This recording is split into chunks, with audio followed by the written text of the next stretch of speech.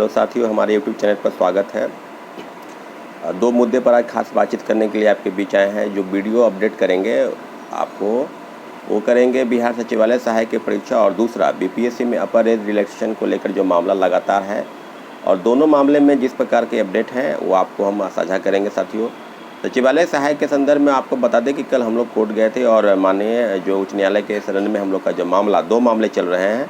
एक मामला रीट का है और दूसरा पीआईएल का है। तो रीट के मामले में 5802 और दूसरा 2376 CW जैसे 2376, यानी दोनों रीट जो है वो कंबाइंड यानी मर्ज किया गया है, एक केस है। और दूसरा पीआईएल का मामला है जिसे प्रिया कुमारी ने फाइल किया है। तो साथियों, कल हम लोगों का जो है हियरिंग होगा, रीट का मामला है, और पीआईएल का जो हियरिंग होगा वो होगा 4 अगस्त को। तो साथियों, हमारे लॉयर द्वारा ये कहा गया है कि निश्चित रूप से कल या 4 तारीख को दिन बहुत महत्वपूर्ण है। उसके बाद अब कुछ इसमें होगा नहीं, जजमेंट होगा, सुनवाई होगी और सीधे जजमेंट होगा। तो हम लोग के पास जो अपडेट है यही कि आप लोग जो है कल जो है उम्मीद करते हैं कि आप लोग वहाँ पर आएंगे, और हम लोग साथी जितने भी साथी हैं वो रहेंगे ही। माननीय उच्च न्यायालय के फैसले का हम लोग को इंतजार है, और निश्चित रूप से छात्रों के हक में ही फैसला होगा। दूसरी अपडेट जो आपको देने जा रहे हैं वो है कि बीपीएससी में अपर एज रिलैक्सेशन, यानी बीपीएससी में ऊपरी उम्र सीमा की बढ़ोतरी की मांग लगातार की जा रही थी। हम लोग लगभग अक्टूबर महीने से ही, यानी बीते 2022 अक्टूबर महीने से ही लगातार प्रयास कर रहे थे कि बीपीएससी में अपर एज रिलैक्सेशन की जो बढ़ोतरी है वो की जाए साथियों, परंतु अभी तक नहीं हो पाया है। और साथ लगातार हमारे जो टेलीग्राम ग्रुप हैं उसमें लोग जुड़े हुए हैं, और जो बात कर रहे हैं कि पता नहीं मिलेगा या नहीं मिलेगा या कब होगा। और 5 अगस्त यानी जो 69 बीपीएससी वैकेंसी के फॉर्म भरने की जो लास्ट डेट है वो 5 अगस्त है। तो लोगों को लगता है कि 5 अगस्त के बाद भी अगर होगा, तो हम लोग प्रयास कर रहे हैं। बीच में एक साथी की कुछ पर्सनल काम हो गया है तो वो चले गए हैं। इसके बावजूद भी जहाँ पर जाना है, जैसे माननीय अशोक चौधरी बिहार सरकार के जो मंत्री हैं उनसे मिलना है, परंतु अभी बिहार से वो बाहर है, लगातार वो बाहर हैं। और जैसे ही पटना, उम्मीद करेंगे आज या कल पटना आ जाएंगे, तो हम लोग समय लेकर फिर उनके पास चलेंगे साथियों। और अभी जो बात है कि बीपीएससी में अपर एज रिलैक्सेशन की बात, जहाँ तक आपको जो भी जानकारी आप तक है उसमें है, स्पष्ट है, आपको भी जानकारी है, जो साथी हमारे जाते रहे हैं। माननीय मुख्यमंत्री जी से लगभग 4 बार मुलाकात हुई। 11 अक्टूबर के दिन मुलाकात हुई, बापू सभागार में कार्यक्रम था, जेपी जयंती के दिन। उसके बाद जेडी ऑफिस से मुलाकात हुई। एक दिन जो विधान परिषद के नेता हैं, एमएलसी, पूर्व एमएलसी, अभी जेडीयू में प्रवक्ता हैं श्री रणवीर नंदन जी, उनके यहाँ मुलाकात हुई।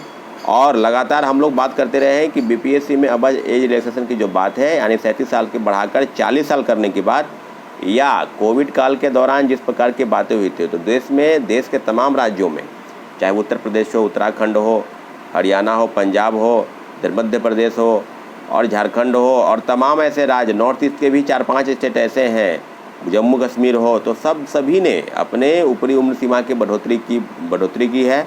किसी ने 40 और किसी ने 42 और 44-45 भी हुआ है साथियों, राजस्थान जैसे स्टेट में। तो हम लोगों का भी मानना है कि बिहार जैसे प्रदेश में कोविड का जो संक्रमण रहा है वो पूरे देश में रहा है, और पूरे देश में तमाम राज्यों ने बढ़ाया है, परीक्षाएं भी संचालित हुई है, ऐसा नहीं है।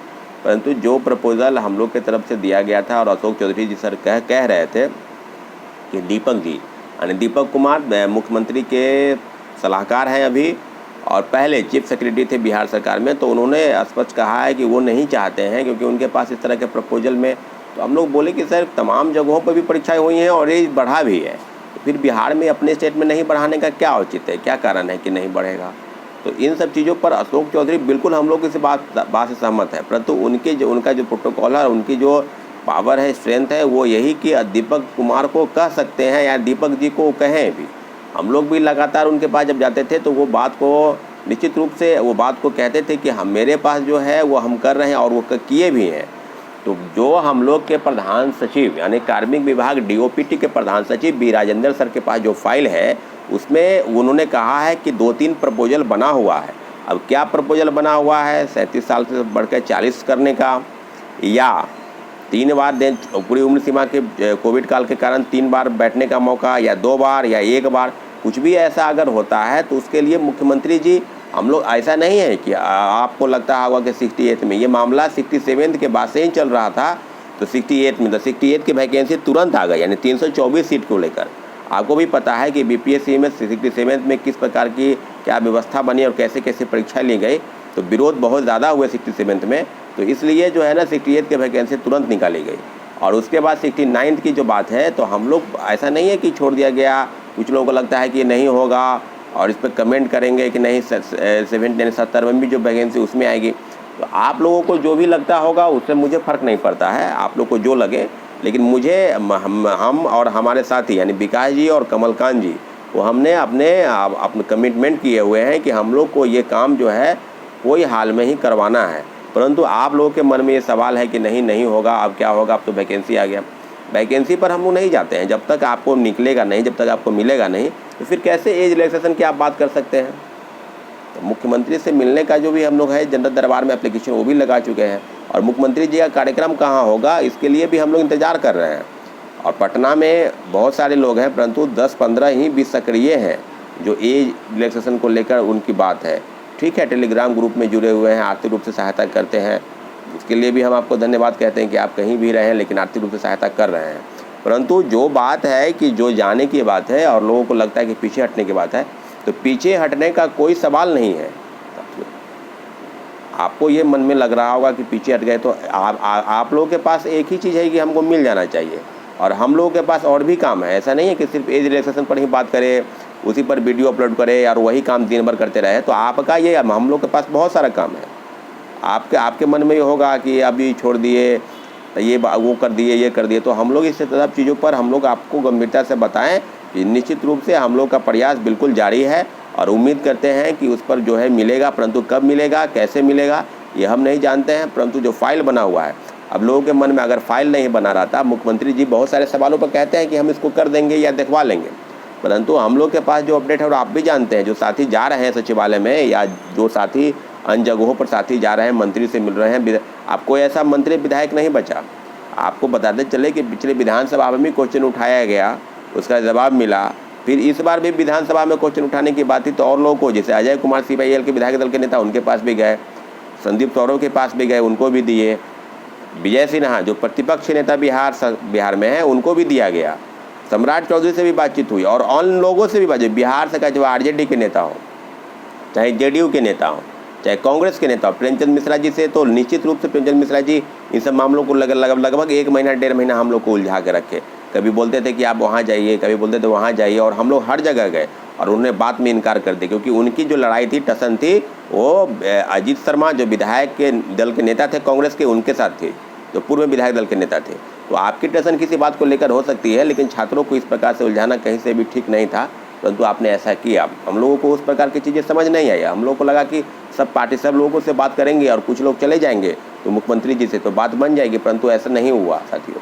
और इस तरह की बातें हुई, तो हम लोग इस बार भी मानसून सत्र में लगता है कि शिक्षक बहाली का जो मामला था बिहार में डोमिसाइल नीति को लेकर, तो उसकी भेंट चढ़ गई, और किस प्रकार का व्यवस्था, किस प्रकार के लाठीचार्ज हुआ, सब लोगों को पता है। तो हम लोगों का ऐसा नहीं है कि बहुत मास लेवल पर इसका विरोध है, 10-20 लोग ही जानते हैं कि BPSC में पर एज बढ़ाने की बात जो है वो कुछ लोग कर रहे हैं, और पता सबको है। और लाभ कितने लोगों को होगा ये आप भी जानते हैं, लगभग 50-60 हज़ार लोगों को इसका लाभ जरूर मिलेगा, परंतु अभी तक जिस प्रकार की बातें हुई है, काम नहीं हुआ है। निश्चित रूप से मुझे भी इसका दुख है और खेद है कि काम नहीं हुआ, लेकिन काम नहीं होने के लिए हम लोग किसी भी तरह से प्रतिबद्ध हैं कि काम हो जाए, और लगातार पूरी ईमानदारी से प्रयास कर रहे हैं साथियों कि काम हो जाना चाहिए।